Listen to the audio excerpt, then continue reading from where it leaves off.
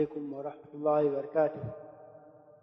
إن الحمد لله نحمده ونستعينه ونستهديه ونعوذ بالله من شرور أنفسنا ومن سيئات أعمالنا. من يهد الله فلا مضل له ومن يضلله فلا هادي له. أشهد أن لا إله إلا الله وحده لا شريك له، وأشهد أن محمدًا عبده ورسوله أرسله الله بالهدى ودين الحق ليظهره على الدين كله، وكفى بالله شهيدا. قال الله تعالى: يا أيها الذين آمنوا اتقوا الله حق تقاته ولا تموتن إلا وأنتم مسلمون. فإن أحسن الحديث كلام الله، وخير الهدى هدى محمد صلى الله عليه وآله وسلم، وشر الأمور محدثاتها، وكل محدثة بدعة، وكل بدعة ضلالة، وكل ضلالة في النار. أما بعد، والفاسد لغة الذاهب ضياعا وخسرا، واصطلاحا ما لا تترتب آثار فعله عليه عبادة كان أو عقدا. والفاسد لغة، الفاسد katika lugha ya Kiarabu adhahibu dayaan wa khasra, ni kitu chenye kwenda dayaan kwa kupotea, wa khasran na kukhasirika. Nisema kitu hiki ni fasid katika lugha ya Kiarabu, maana yake kimepotea bure na kimehasirika, maana impatikana hasara. Hii ni upande wa lugha ya Kiarabu. Yote ambacho ni fasid maana yake kimepotea, kimekwenda bure, kimepotea na pia imetuka hasara katika kitu hicho. Wasilahan, na istilah alfasidu ma ni ile hukumu ambayo la tatarattabu atharu fi'lihi, hazipangiki na kupatikana athari ya tendo lake alaihi. Kizungumzia kwamba ibada hii ni fasid au fasida na aqdi hii ni fasid, maana yake ni kwamba atharu fi'lihi, athari na ile faida ya tendo hili ambalo limefanyika hakuna, hazikupatikana. Kama ni ibada uliyoifanya kwa kuwa ni fasida, maana yake bado unadaiwa, bado dhima unayo, kwa kuwa nini? Haijakubaliwa, imepotea, imefisidika ibada hii. Kama ni aqdi ambayo umeifunga baina ya al-aqidu na mwenzake al-ma'qud, basi pia itakuwa biashara hii na aqdi hii itakuwa yale matunda yake, kama ni kule kumiliki, kama kuna fasadi ndani yake, kumilikisha kitu ambacho ni fasid, bado inahesabiwa bado haina matunda yake, hajathibiti. Alfasid ma la tatarattabu atharu fi'lihi, ile ambayo hayapangiki na kupatikana athari ya tendo lake alaihi, juu ya hilo jambo ambalo umekaa chini ukapatana, au kama ni ibada ukaifanya. Ibadatan kana au aqda, ni ibada iwe au ni aqdi, aqdu nikah, aqdu al-bay'i, aqdu al-ijara na mfano hayo, muda kuwa ni fasid, basi ile athari yake na faida yake itakuwa haijapangika, kwa maana haijapatikana. Falfasidu min al-ibadati, kilichofisidika miongoni mwa ibada, takijua kwa njia gani? Ma la tabra'u bihi dhimma wala yasqutu bihi at-talab. Alfasidu katika ibada ma ni ile ambayo la tabra'u bihi dhimmatu, dhima haimuondokei. Manake huyo ambaye amefanya ibada hii, kwa kuwa ibada ni fasida, bado ana dhima. Kwa maana yani kwa bado min alwajibat, lazima kama ni wajibati au utekeleze tena kwa kuwa umefisidika. Wala yasqutu bihi talabu, wala kwa kuwa kitu hiki ni fasid, basi ile talab haitopomoka, bado atatakiwa kuendelea kufanyaje, kuifanya. Bado sheria itamtaka aifanye tena kwa kuwa ibada hii ni fasida. Ayadkhul fihi almustahabbat, pia katika mambo ya mustahabbat. Kama ni jambo la sunna umelifanya kisha ikaonekana limefisidika, basi manake bado watakiwa hii mustahabatu uilete tena kwa kuwa imeingiwa na nini, na fasad. Na kama ni ibada, swala, hija, zaka na mfano hayo, basi utambue kuwa dhima bado ipo kwa kuwa wajibu haujatekelezeka vile inavyotakikana kisheria. Hiyo ndio maana ya mala tabra'u bihi dhimmatu wala yasqutu bihi at-talab. Kasalati qabla waqtiha, kama kuswali swala kabla wakati wake. Ukaswali salatu dhuhuri kabla jua halijapenduka, ile swala inakuwa ni fasida. Na kwa kuwa ni fasida, ikifika wakati wake utatakiwa uitekeleze tena, na dhima bado unayo kwa kuwa umeitekeleza nje ya wakati wake. Kabla nini? Kabla wakati pale ilikuwa unafanya nini? Unafanya mazoezi. Hiyo swala itakusubiri baadaye, bado dhima unayo. Walfasidu min al-uqudi, na kilichoharibika katika uqud, ma la tatarattabu atharuhu alayhi, ni fasidi ile ambayo haipangiki athari yake. Athari kwa maana natija, matokeo ya hii akidi mliyoifunga alayhi. Kwa kuwa tutarajia baada ya akidi kufanyika ipatikane ile almilku, mwenye kuuza amiliki pesa, anayeuza kitu amiliki nini, manaka wabadilishane, amiliki kitu yeye amiliki nini, pesa. Au kama ni vitu vya kubadilishana vitu kwa vitu, kila mmoja amiliki chake, watu waondoke. Lakini kama kuna fasad, manake hii akidi inakuwa haijakubalika, hata kama mmekabidhiani kibabe, kama kuna kitu ambacho kimefanyaje, kimeharibu hii akidi ambayo mmeifanya. Tabai'il majhuli, kama kuuza kitu ambacho ni majhuli. Albay'u almajhul ni kufanya biashara na kitu ambacho hakijulikani. Yaani mshazungumza bei, baada ya hapo jamaa anakutaka pesa, lakini kitu chenyewe hanacho wakati ule. Tunasema hii ni albay'u majhul. Kwa bei ya design hii ni fasid. Kwa nini? Kwa kuwa kinachouzwa hakijulikani, ni majhul. Ndio maana wakati wa biashara lazima ipatikane kinachouzwa. Kama hakipo maeneo yale, basi utupe sifa zake. Baada ya zile sifa tutakisubiri, nakupa pesa, lakini kikija ile sifa ambayo umetuelezea sio kitu hiki, inakuwa biashara inakuwa ni fast. Kwa nini? Kwa kuwa sheria ilivyokuwa na huruma, kwa kuwa watu wanahitajia vitu hivi, haikufunga mlango moja kwa moja. Kuwa haiwezekani kuuza kitu ambacho hakipo. Leo tunafanyika biashara kama tulivyosema, bai'ul istisna'i.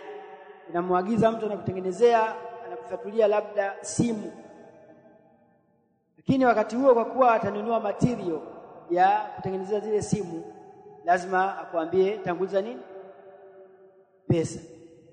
Bana, mzigo wako ni wa milioni 100. Sasa tanguliza 50 kwanza milioni, ili tukutengenezee nini, simu zako. Kishatuma mzigo wako, ukiona umekuridhia, watuma kilicho bakia. Kwenye albay'u ambayo ni alistisna'i, tengeneza. Kwa nini anafanya hivyo? Kwa kuwa yeye hana mali ya kumfanya atengeneze alafu atume tu mzigo alafu utume pesa. Naye ataka nini? support katika hili, apate nguvu ya kutengeneza, lazima umpelekee kidogo. Sasa ikiwa kile kitu kimekuja kwa sifa ambayo umeitaka, bei hii inakuwa ni sahihi. Kwa nini? Kwa kuwa amekusifia sifa ya kitu, imekuja kama ulivyokihitaji. Na sasa hivi ndio maana unakuta kama ni muuza anauza gari kama tulivyosema, basi ile gari unatumiwa katika WhatsApp. Kama ni video unaizungusha, mara anaingiza huku na anakugeukia uzia huku, unaona mpaka ndani.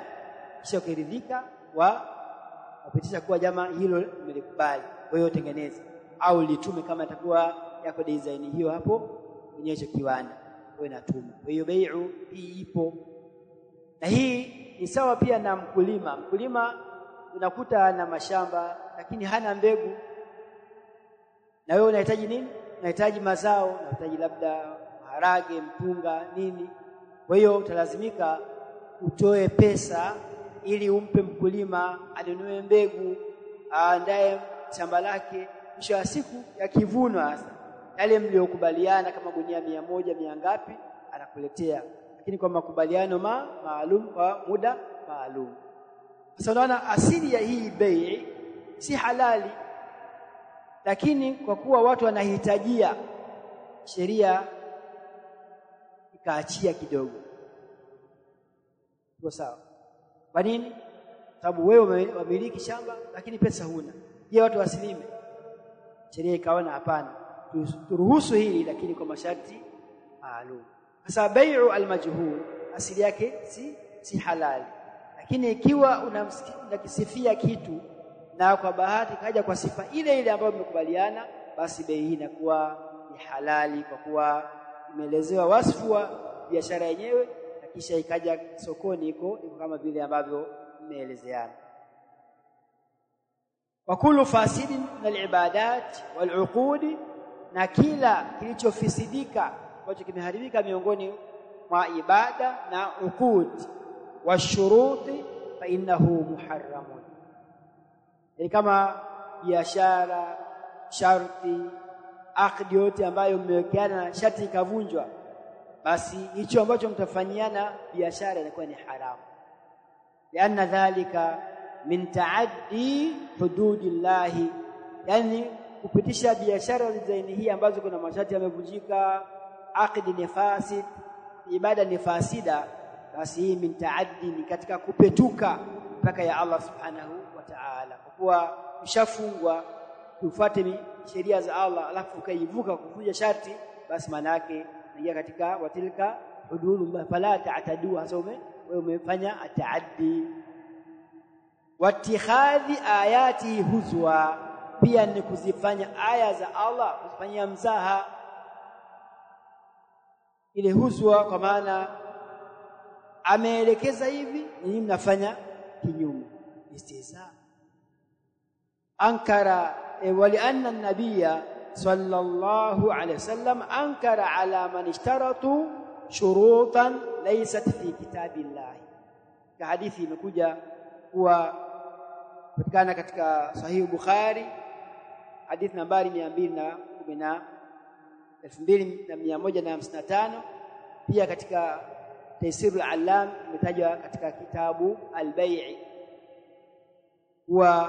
waliweka masharti ambayo ni kinyume cha masharti ambayo Allah Subhanahu wa Ta'ala ameyabainisha, kwa mtume akalikataa sharti hilo. Kirejea kwenye hadithi mtayakuta hapo, tunazungumzia usul fiqh. Wal fasid wal batil bimaana wahidin, na neno al fasid na al batil kwa maana moja, zote zina maana moja, illa fi mawdhi'ain, isipokuwa katika maeneo mawili. Fasidun inalenga jambo lake na batil jambo lake.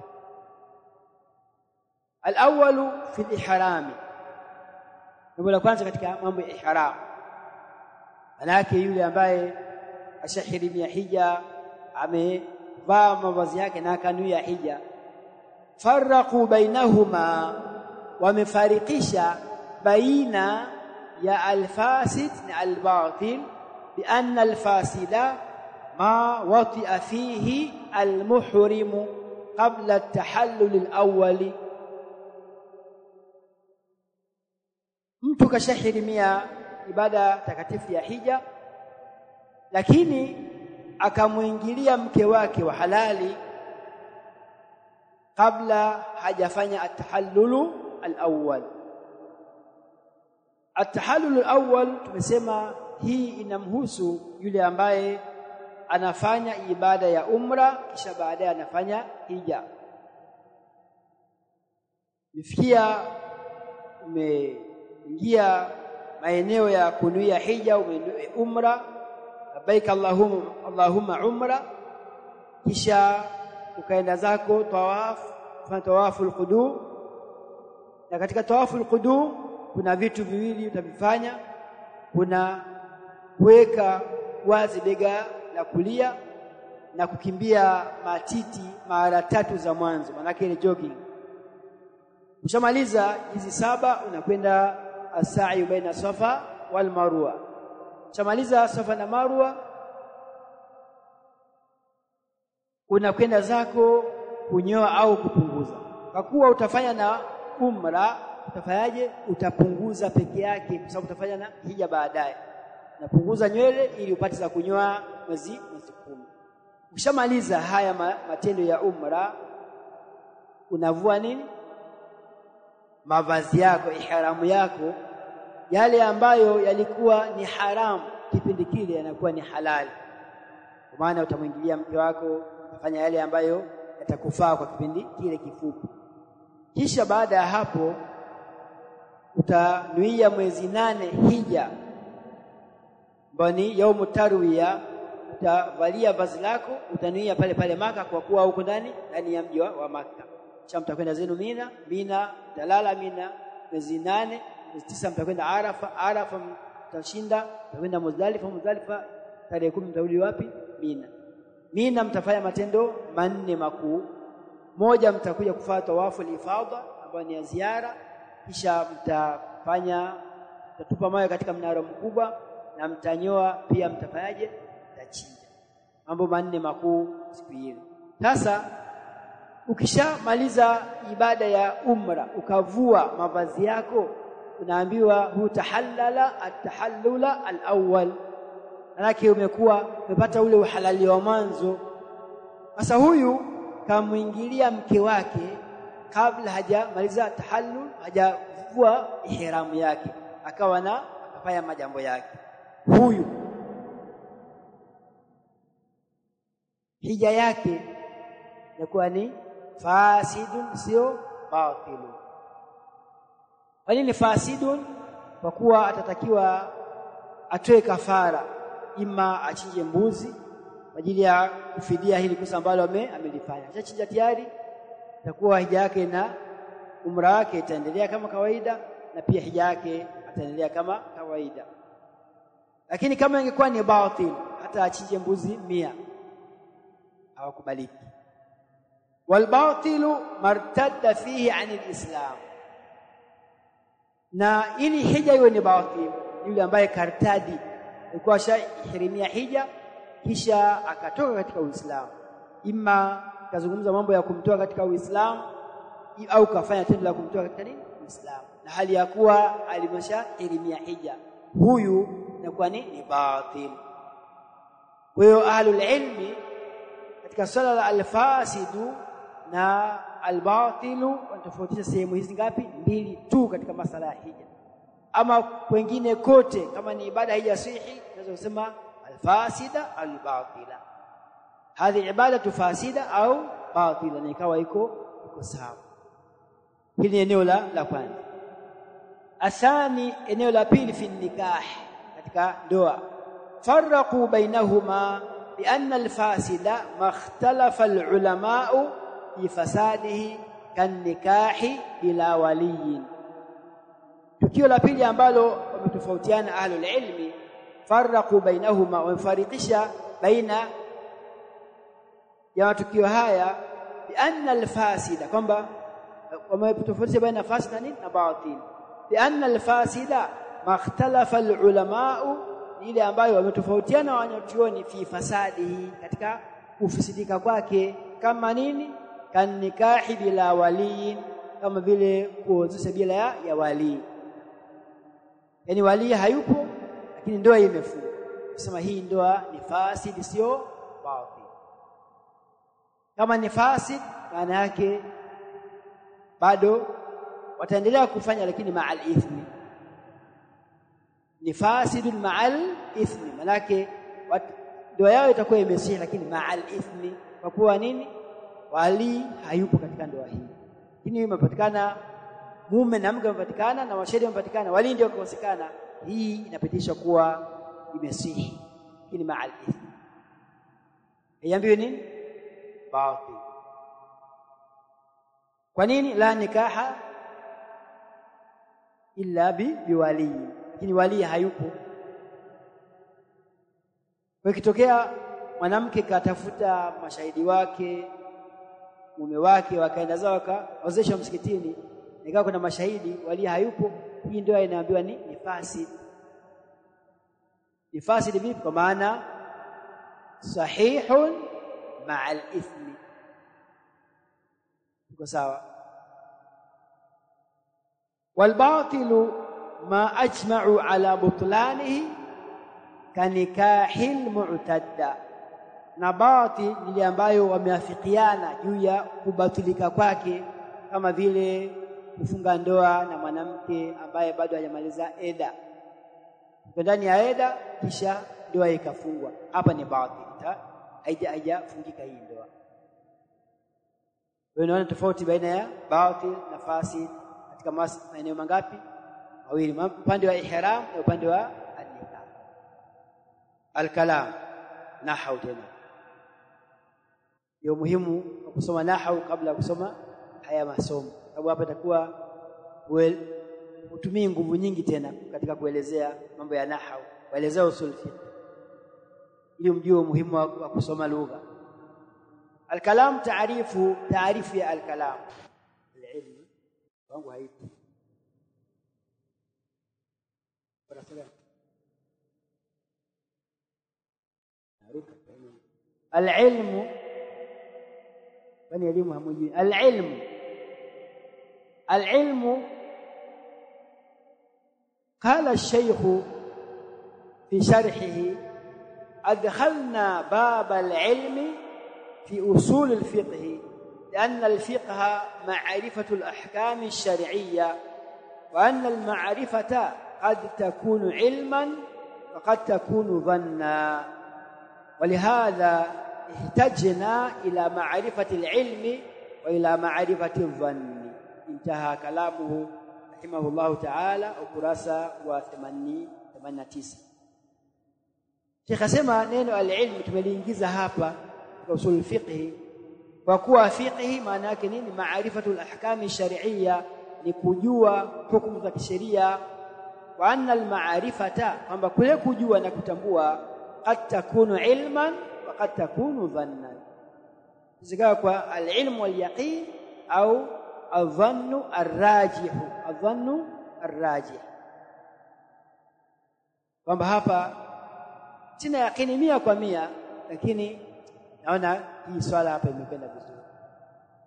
Ama ile kujiwekea 100 haipo, 98 unajiwekea, ndio hiyo ndio adhannu arrajih, ile dhana ya tuhuma kwamba nakudhania wewe ni mwizi. Adhannu kwa maana ni chini ya al-yaqin wal ilm, chini yake kidogo. Kwa ndio maana nasema tumeiweka hii kwa kuwa kule kutambua jambo inawezekana ikawa ni al-ilmu, kwa maana al-ilmu wal yaqin, au peneza kujia nini ya adhannu, lakini adhannu rajih. Iko sawa? Ndio maana nasema walihadha, kwa hiyo basi ihtajna ila ma'rifati al-ilmi, tumehitajia kujua elimu kwa maana ya elimu, kwa maana al-yaqin, wa ila ma'rifati dhanni, pia kujua dhanni, pia bado inakuwa hukumu yake ingiwa ala dhanni, lakini dhanni ambayo ni rajih. Taarifu al-ilm. Al-ilmu idraku ash-shay'i ala ma huwa alayhi idrakan jazima. Al-ilmu idraku ash-shay'i, ni kukidiriki kitu, kukitambua kitu, ala ma huwa alayhi, juu ya ile sifa ambayo kitu hicho ipo, alama huwa alaihi, alama yani juu ya ujuzi ambao huwa kitu hicho alaihi, kwa juu ya sifa hiyo. Tena idrakan jazima, kudiriki kwa kukata. Idraki anna al-kulla, kama vile kujua na kutambua kwamba chote akbaru min al-juz'i, kama ni kikubwa kuliko sehemu. Yani kujua kwamba kitu ikiwa ni kizima ni kikubwa kuliko nini, kuliko sehemu. Hii pia ni elimu, ndio kukidiriki kwenyewe kwamba kama una mnara wa sabuni na nusu tofauti, kwamba huu mnara ni mkubwa kuliko hii nusu. Hiyo ni elimu pia. Hiyo idraku shay ala ma huwa alayhi.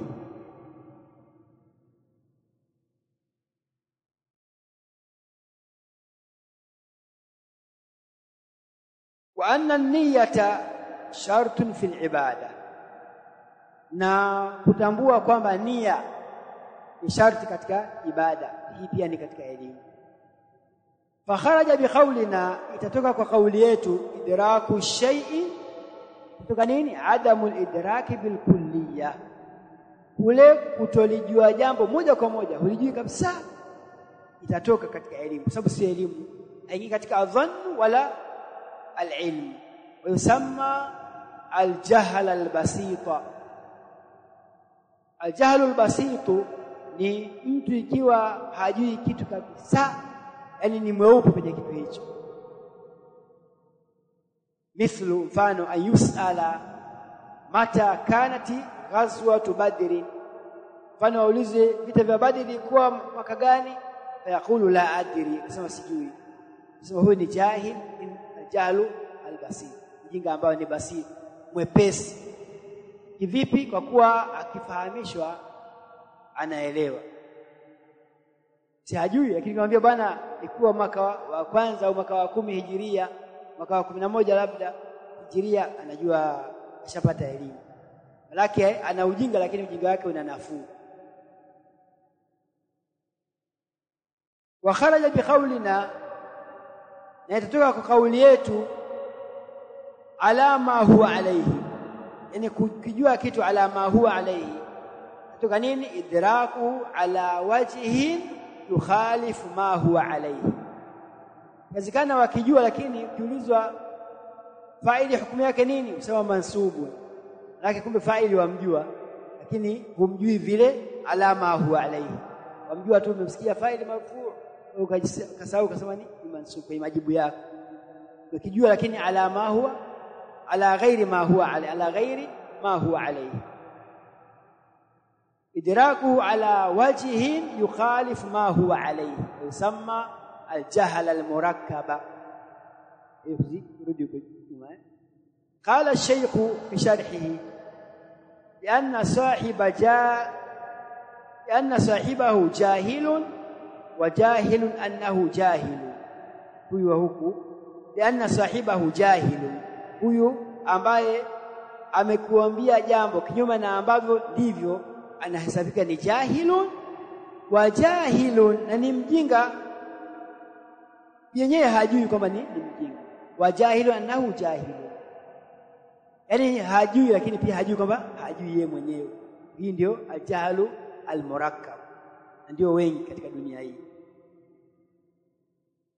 Atuone hasa mfano, mithlu an yus'ala mata kanat ghazwatu badr fayaqulu fi sanati thalitha min al-hijra. Itafuta sio mwaka wangapi, sababu ilifanyika mwaka wa kwanza, lakini Ramadhani, ndani ya mwezi wa Ramadhani. Yani watu wamefunga, lakini watakiwa wakapambana. Sasa huyu amejua kuwa vita vya Badri vimepigana, lakini hajui mwaka, na yeye mwenyewe pia hajui kwamba hajui, yani mwenyewe anaona ashamaliza ufundi wake hapo. Kwa hiyo mazingira, huyu ni al-jahlu al-basir. Sasa huyu kidogo ana shida katika kumfahamisha pale, kwa ana msimamo huo kwamba ni mwaka wangapi, wa 3, mpaka umtoe huko aridhike kuwa ni mwaka wa kwanza, mwezi wa Ramadhani taminyana sana. Iko sawa? Alafu mtaangalia vizuri, mtafuatilia ilikuwa mwaka gani. Hapo sijamaliza, maana yake sijamaliza majibu kwa ndiye hiyo mwaka wa kwanza au vipi. Niwape kazi mtashughulika. Sababu kitabu sivyo bwana, jasira watu wa Badri naingia ndani. Mithlu an yusala, kwa hivyo yakulu fi sanati thalitha min alhijra, huyu tunasema anajua lakini ala waji yukhalif ma huwa alayhi, sio ile ule usahihi wenyewe. Yule wa kule hajui kabisa kuwa vita vya Badri pia vipigana, hajui wala hata mwaka hajui. Huyu ana nafuu kwa kuwa ukimfahamisha yeye ni mjinga, ajua kwamba ni mjinga, akieleweshwa anakasa. Lakini huyu wa huku yake hajui, na mwenyewe jahilu annahu jahilun, hajui kwamba yeye hajui, ajitambui, waona yeye yuko vizuri.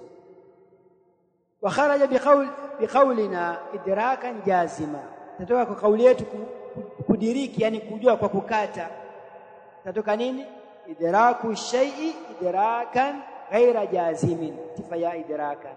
Idraku shay'i, kujua kitu, idrakan ghaira jazimin, ambako si kwa kukata, bihaythu yahtamilu indahu an yakuna ala ghairi alwajhi alladhi adrakahu, sababu inawezekana mbele za huyu mtu an yakuna ala ghairi alwajhi, akawa anajua lakini ala ghairi alwajhi alladhi adrakahu, bila alivyokidiriki, na ukimuuliza sivyo anavyoeleza.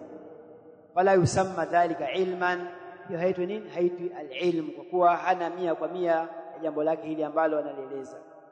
Thumma in tarajjaha indahu ahadu ihtimalaini, manake ana kuwezekana kwa aina mbili, ana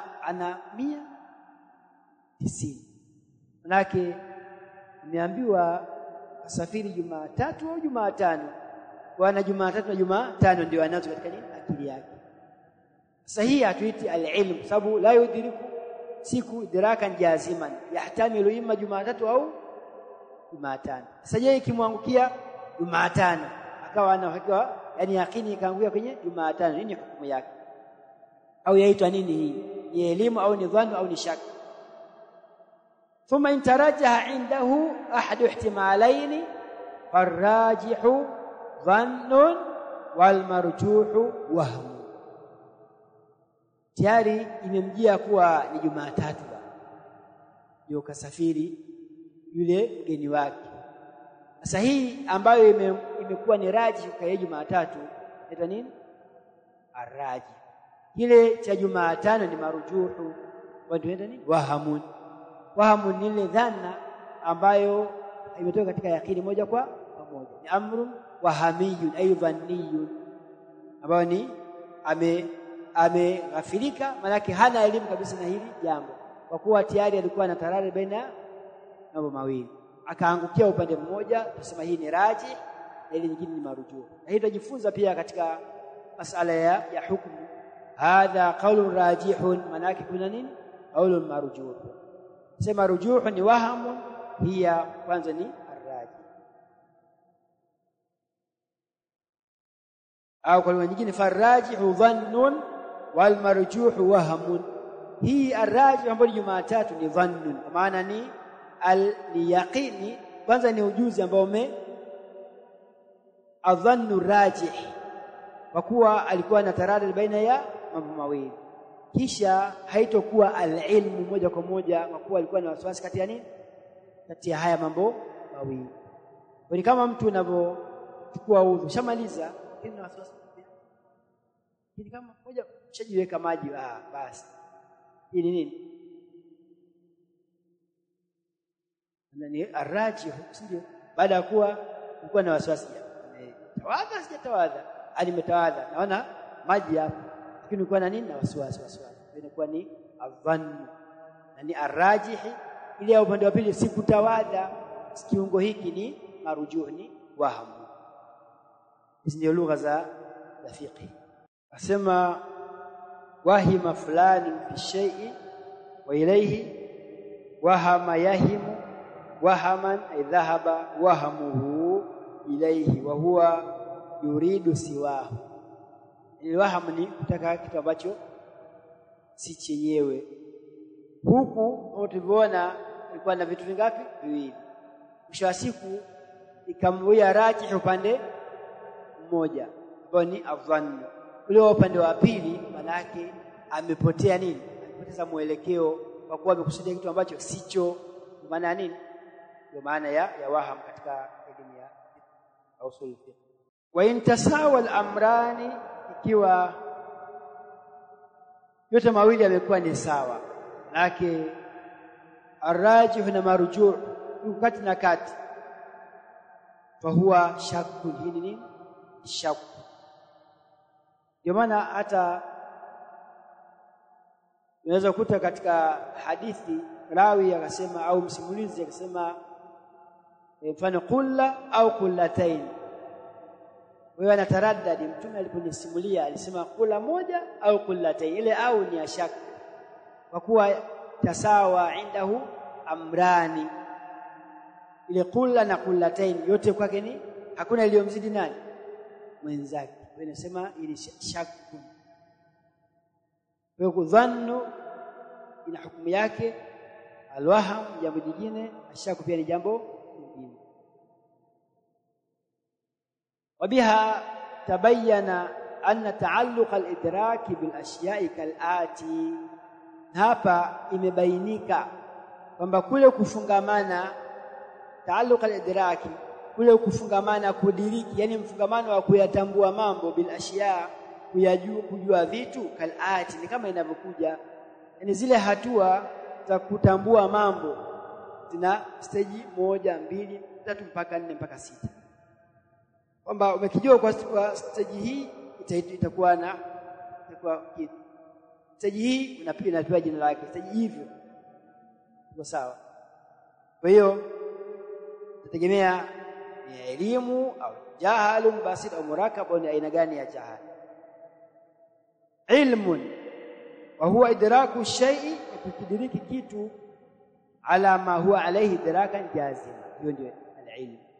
Jahlun basitun wa huwa adam al-idraki bil kulliyya, kule kutojua jambo moja kwa moja.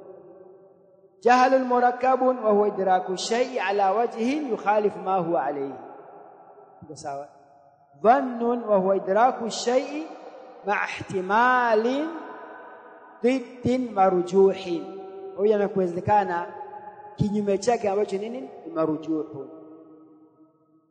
Wahamun wa huwa idraku shay'i ma ihtimalin ضد rajih, kwa kutambua kitu huyo kuwezekana kwamba kuna araji katika hiki ambacho nimekifahamu. Shakkun wa huwa idraku shay'i ma ihtimalin ضد musawin, huyo anakuwezekana kinyume chake ambacho ni musawin, kwa ni sawa katika dini. Hiyo ndio ashak. Al-ilm yanqasimu al-ilmu ila qismain, elimu imegawika katika mafungu mawili. Hiyo elimu tunazungumzia imegawika katika mafungu mawili, kuna dharuriyun wa nadhariyun. Ilmun dharuriyun na ilmun nadhariyun ay ijtihadiyun. فالضروري ما يكون إدراك المعلوم فيه ضروريا, ile ambayo inakuwa kule kudiriki maalum, kile ambacho unachokijua basi ni ndani yake ni ujuzi ambao ni wa dharuriyan wa lazima. Vipi? Bihaithu yadtaru ilayhi min ghairi nadharin wala istillalin, kwa vile analazimika mtu kukitambua kitu hicho min ghairi nadharin, basi na nadhari yoyote wala istidlali. Nadhari maana yake basi na kujitahidi, kwamba haihitaji nini, yani elimu ya kujua kwamba huyu ni mwanangu, hii haihitaji jihad, ni ilmu dharuri, yani ya dharura, kwamba hulazimiki kutafuta dalili huko nje kuhakikisha kwamba ni mtoto wako. Hapana. Moto unachoma, hii inahitaji ijtihad, manake inahitaji qala Allah wal qadar. Moto unachoma wenyewe tu wajua kwamba hii ni lazima, huu moto ndivyo ulivyo, ndio ada yake faida kuchoma. Kwa hiyo kuzungumzia ilmu dharuriyun ile ambayo inalazimika mtu kuitambua, yani lazima aitambue, anaitambua elimu hiyo, basi na nadharin wala kutafuta nini dalili na ushahidi kwa kuwa kitu hichi ni kweli ni kitu fulani, haihitaji hivyo. Kalilmi bi anna al-kulla akbaru min al-juz, kama kujua kwamba chote ni kubwa zaidi kuliko nini, kuliko sehemu, inahitaji ijtihad. Manake inahitaji nini? Ijtihad. Ni ilmun daruriyun ambayo waitambua bila ijtihad wala lidha. Wa anna an-nara hara, na kwamba moto hara una joto, manake unaunguza. Wa anna Muhammadan rasulullah, pia hii ni ilmu daruri, ndio kwamba Muhammad mtume nani wa Allah, haihitaji dalili. Mbona kuna dalili? Kuna sababu tadaiwa dalili tu, lakini ulazima kuitambua hili hauhitaji nini? Ijtihadi. Kwanza ni vitu vimethibiti ndani ya Qur'an na Sunna, havihitaji nini? Juhudi yako, yani ulijua kwamba kweli ni mtume wa Allah au si mtume wa Allah. Ni elimu ya dharura ya lazima. Wan nadhari yahtaju ila nadharin wasdilali, na ilmu dharuri au nadhari inahitaji ila nadhari wasdilali. Nadhari maana yake nini? Bahthun nadhariyun, wanasema katika kamus, bahthun nadhariyun ay bahthun qaimun ala i'mali al-fikri wa ta'ammuli. Bahthun nadhariyun ni bahthun qaimun ala i'mali al-fikri wa ta'ammul, bahthi ambayo imesimama yenye kudhibiti juu ya kuishughulisha nini, kufanyisha kazi fikra na nini, at-ta'ammul, yote kwa maana moja. Yani kwanza ufikirie kisha uzingatie, ndio utapata nini, jibu la hicho ambacho unachokifuatilia. Hii ndio wale mujtahiduna wanatumia hii elimu ya nini, nadhariyu, kwa kuwa lazima afanye bahthi ya kutosha baada ya kuwa yamewajiwa masala mageni mapya ndani ya Qur'an na Sunna, kuna nini dalili yake, washughulishe fikra na wawe na at-ta'ammul, ili waweze kuunganisha nini, tukio jipya na la zamani, wapate hukumu hii moja. Lazima akili wazifanye kazi. Ndio maana ni an-nadhar wal ijtihad.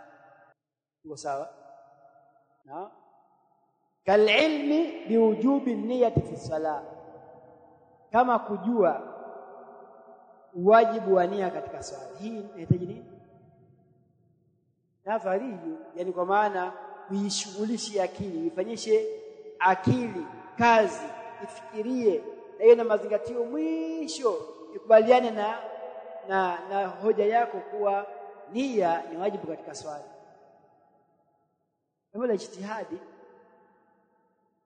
lakini lazima ujiridhishe, yani maana yake lugha nyingine, kama ushughulishe mwisho wa siku bali kweli hakuna ibada bila nini, bila ya nia.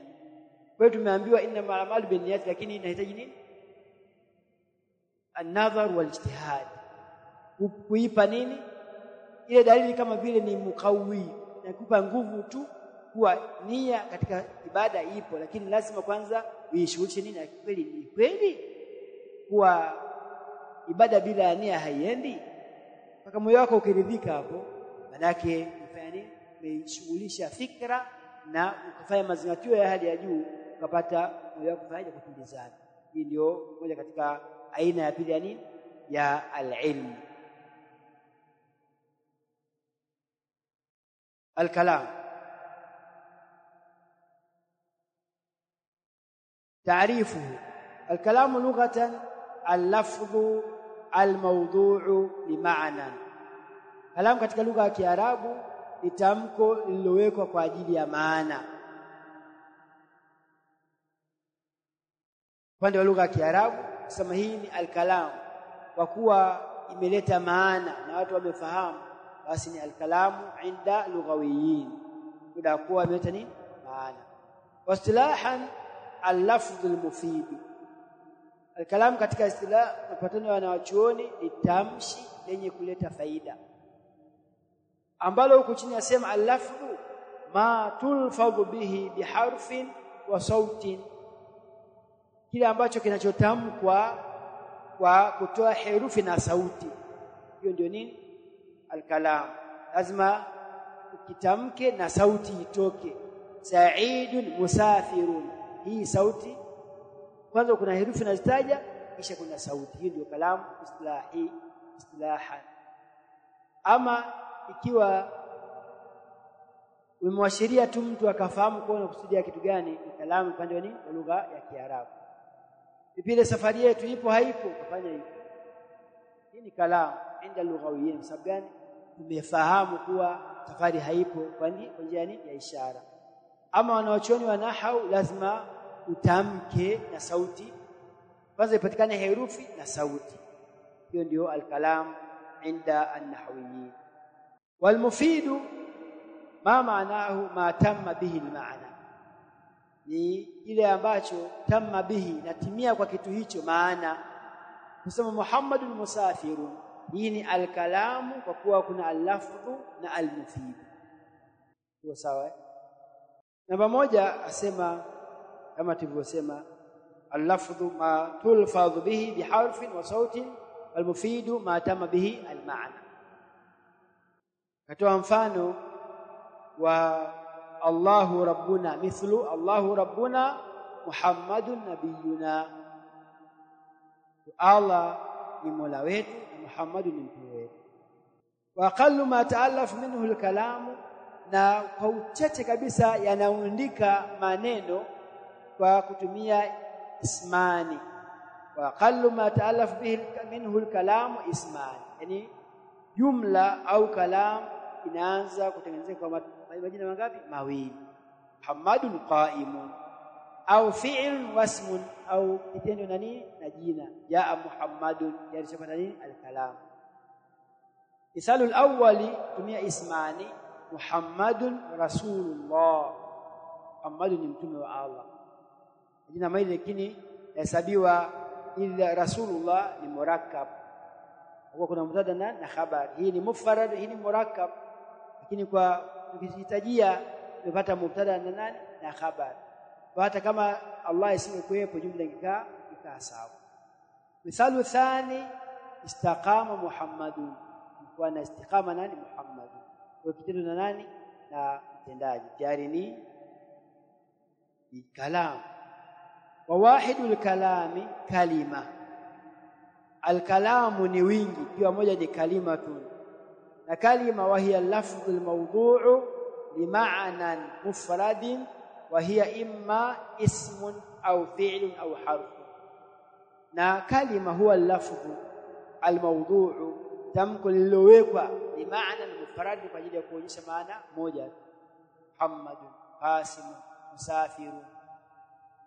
Wa hiya imma ismun, imma inaweza kuwa ni jina, au fi'lun au harfun, kwani kalima. Falismu ma dalla ala ma'nan fi nafsihi min ghairi ish'arin bi zamanin. Sheikh asema falismu, jina, ma dalla ala ma'nan fi nafsihi, li ambalo laonyesha juu ya maana, fi nafsi, lenyewe tu laonyesha juu ya maana.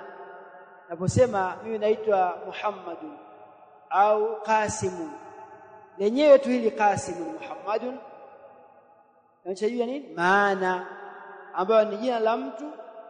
Kama ni kitabu, jina la kitu kigumu, bila kuungana na wakati lake, haina maana kuwa unaposema Muhammadun wakati gani uliopita, hitaji nini? Wakati lenyewe tu inaonyesha juu ya maana, min ghairi ish'arin bi zamani, basi na kuhitajia au kuhisi maana wakati, inaonyesha juu ya maana basi na wakati lenyewe hahitaji nini? Wakati, kuwa huyo hii ni Dar es Salaam wakati gani uliopita au ulioje, hakuna. Inaonyesha juu ya maana kwamba ni jina la sehemu inaitwa Dar es Salaam, Morogoro, Kenya na mingineyo. Hiyo sawa. Wa huwa thalathatun anwa'in, na jina ni aina tatu. Al-awwalu ma yufidu al-umuma kal asma'i al-mawsula. Aina ya kwanza katika aina za majina kuna ambayo inafidisha al-umum. Al-umum akatoa mfano asma'il mausula, kama majina ya al-mausula. Hiki na alladhi, allati. Sema alladhi inaingia sawa ni mwanamume, anaingia mwanamke, inaingia kitu, kwa maana yake ni katika majina ambayo yanaonyesha nini? Al-umum. Akaja huku chini asema al-umum ash-shumulu jamii afradi ma dalla alayhi. Al-umum ni kule kuenea jamii afradi ma dalla alayhi, yote ambavyo inaonyeshwa na hii ismu mawsul. Kuzungumzia afrad jamu ya fardun. Fardun kitu ambacho hakina mfano wake. Kuzungumzia shekhi ni fardun, ambayo huyu ni la nadhira lahu, kwa kuwa wewe sio huyu. Sasa tunapozungumzia kuwa al-umum ma yufidu al-umuma kala asma'il mawsula, kisha akasema al-umum ash-shumul ni kitu chenye kuenea jamii afradi ma dalla alayhi, kila ambacho chaonyeshwa na hii alladhi basi kinaingia sawa ni kitu, mtu, hivyo. Raaitu al-kitaba alladhi, raaitu ar-rajula alladhi, hivyo. Sami'tu as-sauta alladhi, yanaingia katika, kwa kuwa ni alladhi inaenea kile ambacho hii ilivyotajwa inakihusu, inakuwa ni katika alfadhul umum ma'u al-mawsula. Sawa ni jina moja au ni muthanna au ni wingi, itaingia katika vitu hivi. Kwa nini? Kwa sababu alladhi haihusu kitu kimoja bi maalum, kwamba hii alladhi ya mwanadamu peke yake, inaweza kuingia hata ambavyo havina akili.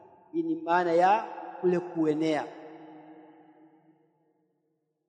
Athani, aina ya pili ya majina ambayo tutajifunza katika usul fiqh, ma yufidu al-itlaqa.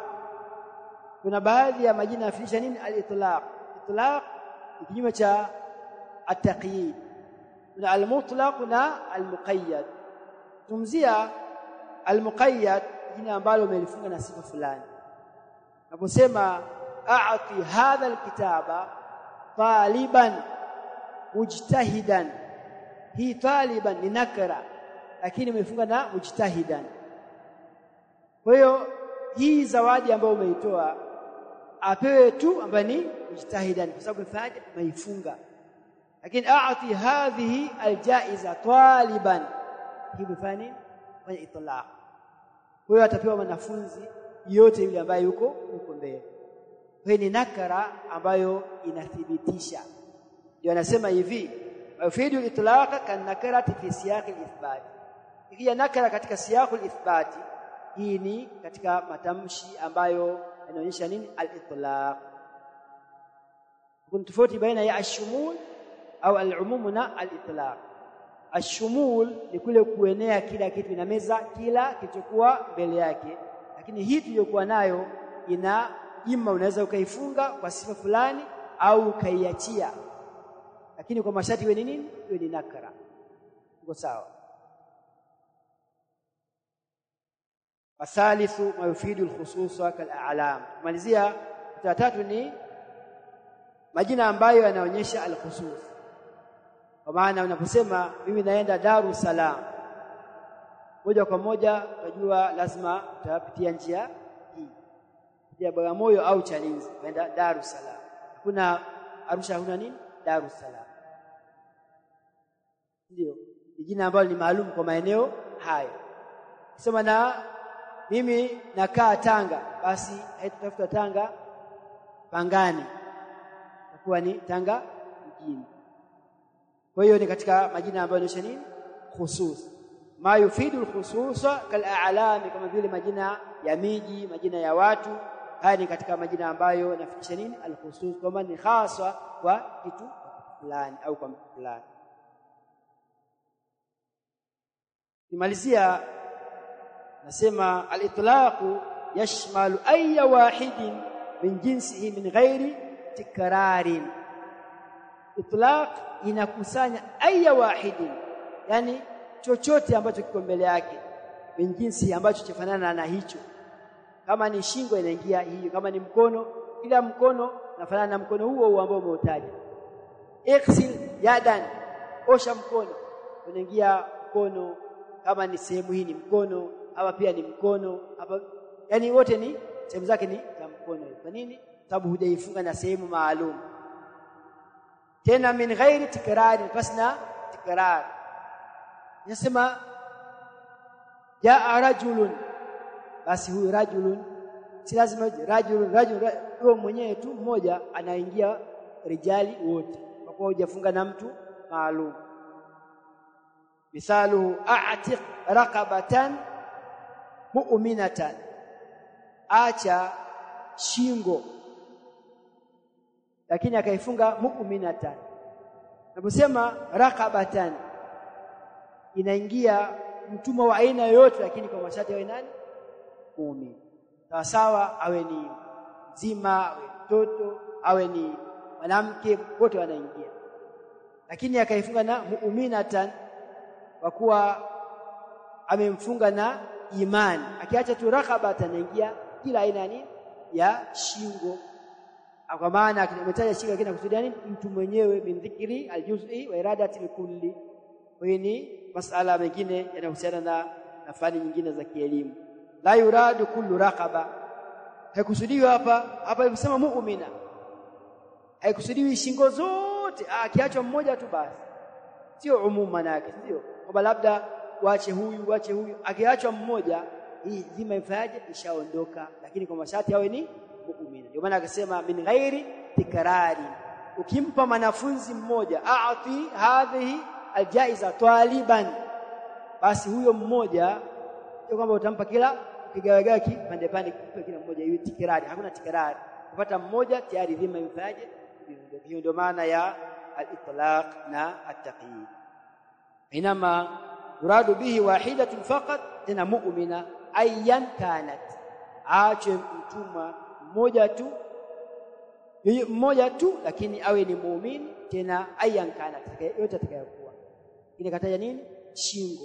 Nakusudia sababu shingo ni muannath, raqabatun mu'mina, kwani yadun tawila pia, sio kama ni wajhun sifiwa kwa mudhakkar, ilikaja katika sura ya namna hii. Kwa hiyo ndio vitu ambavyo katika majina tutarajia jifunze vitu hivi vitatu: al-umum, al-itlaq na al-khusus katika elimu ya usul fiqh.